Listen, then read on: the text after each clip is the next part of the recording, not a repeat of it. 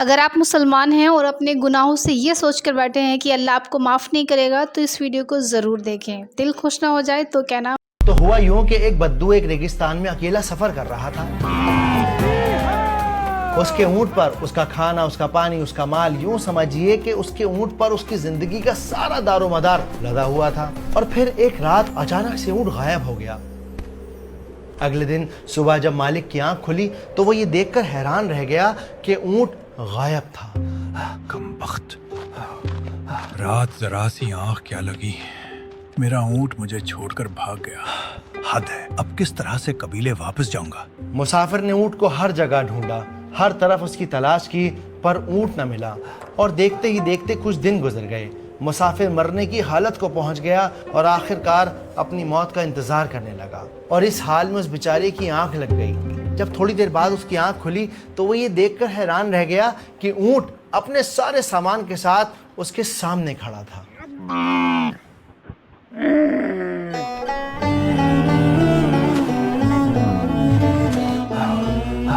اونٹ کو دیکھ کر بدو کے جسم میں بجلی دوڑ گئی. وہ اپنی تھکان، اپنی پیاس، اپنی تکلیف سب بھول کر پاگلوں کی طرح جھومنے ناچنے لگا اور اس جذبات میں خوشی میں اللہ کا شکر ادا کرنے لگا. لیکن اس کی خوشی اتنی زیادہ تھی کہ وہ کہنے لگا، اے اللہ تو میرا بندہ ہے اور میں تیرا رب ہوں. اے اللہ، اللہ تو میرا بندہ ہے، میں تیرا رب ہوں.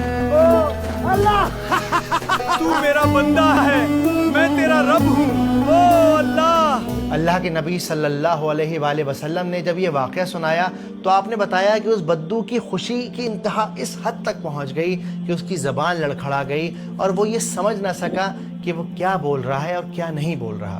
نبی پاک ہمیں بتاتے ہیں کہ جب کوئی انسان اپنے گناہوں کی معافی مانگتا ہے تب اللہ سبحانہ و تعالیٰ اس بدو سے بھی زیادہ خوش ہوتے ہیں. پتہ ہے شیطان کا سب سے بڑا وسوسہ کیا ہے؟